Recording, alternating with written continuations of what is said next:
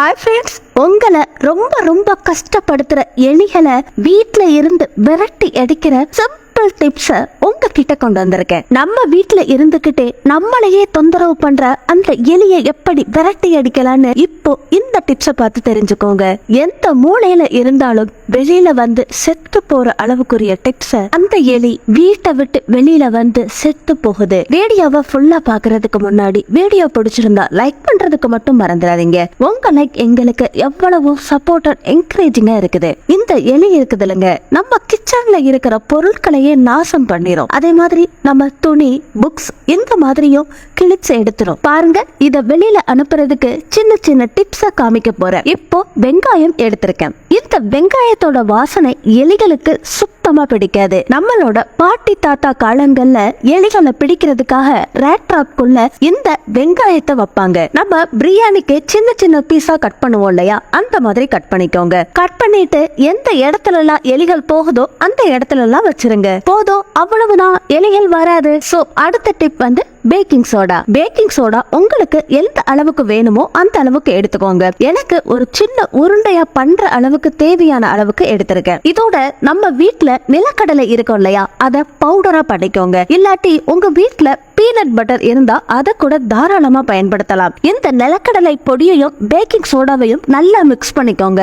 இந்த மாதிரி கலக்குறப்போ நல்லா பவுடரா ஆயிருது இல்லையா, இதை எப்படி பாலா பண்றது? அதுக்காக நான் இதுல கொஞ்சமா வினிகரை சேர்த்துக்கிறேன். இந்த மூணும் சேர்ந்ததுக்கு அப்புறமா இது ஒரு ரகமான கெமிக்கலா ஃபார்ம் ஆகுது. இது சாப்பிட்டதுக்கு அப்புறமா எலிகளுக்கு உடனே டீஹைட்ரேட் ஆகும். அந்த மாதிரி டீஹைட்ரேட் ஆகிறதுனால எலிகள் ஒண்ணு செத்து போயிரும், இல்ல நம்ம வீட்டை விட்டு வெளியில ஓடி போயிரும். இப்போ பேக்கிங் சோடா, நிலக்கடலை பொடி, வினிகர் கலந்து ஒரு உருண்டையா தயார் பண்ணிருக்கேன். உங்க வீட்டுல அதிகமான எலிகள் இருந்ததுன்னா அதிக அளவுல தயார் பண்ணிக்கோங்க. சிங்குக்கு பக்கத்துல, தண்ணி போற இடத்துக்கு பக்கத்துல, அதே மாதிரி பாத்ரூம் டப் இருக்கு இல்லையா, அதுக்கு பக்கத்துல, இந்த மாதிரி இடங்கள்ல இந்த பாலை வச்சாலே போதுங்க. இந்த நிலக்கடலையோட ஸ்மெல்லுக்கு எலிகள் எடுத்து சாப்பிட ஆரம்பிக்கும். அதனால டீஹைட்ரேட் ஆகி ஒண்ணு செத்து போயிரும், இல்ல வீட்டை விட்டு ஓடி போயிரும். அடுத்து வந்து வெள்ளைப்பூண்டு எடுத்திருக்கேங்க. இத தோலோட ஒன்னு ரெண்டா இடிச்சுக்கோங்க. இந்த மாதிரி இடிச்சதுக்கு அப்புறமா இதுல ஹாட் வாட்டரை ஊத்திருக்கேங்க. இந்த மாதிரி ஊத்துனதுக்கு அப்புறமா ஒரு விதமான கேஸ் ஸ்மெல் வருது,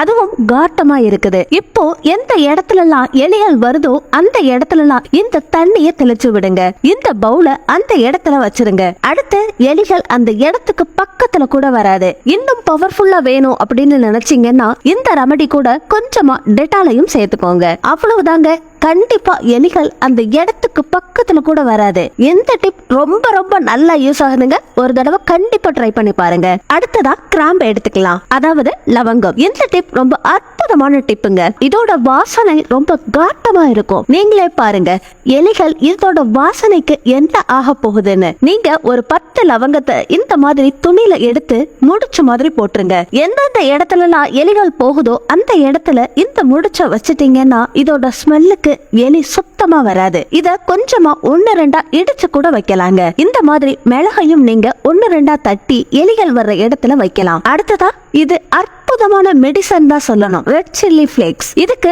வத்தல மிக்சில போட்டு 1-2 அடிச்சுக்கோங்க, அது சில்லி பிளேக்ஸா வந்துரும். இத எலிகள் எந்த இடத்துல எல்லாம் தெரியுதோ அந்த இடத்துல எல்லாம் தெளிச்சு விட்டுருங்க. இதோட வாசனைக்கு காட்டத்துக்கு எலிகள் அந்த இடத்துக்கு பக்கத்துல கூட வராது. எந்த மாதிரியான சிம்பிளான ரெமடியை யூஸ் பண்ணி எலிகளை நம்ம வீட்ல இருந்தே விரட்டிடலாம். இந்த வீடியோ பிடிச்சிருந்தா லைக் பண்ணுங்க, ஷேர் பண்ணுங்க, நம்ம சேனலை சப்ஸ்கிரைப் பண்ணி பக்கத்துல இருக்க பெல் ஐகானையும் கிளிக் பண்ணுங்க. அடுத்த ஒரு இன்ட்ரெஸ்டிங்கான யூஸ்ஃபுல்லான வீடியோவோட நான் உங்களை மீட் பண்றேன். And till then, take care, bye.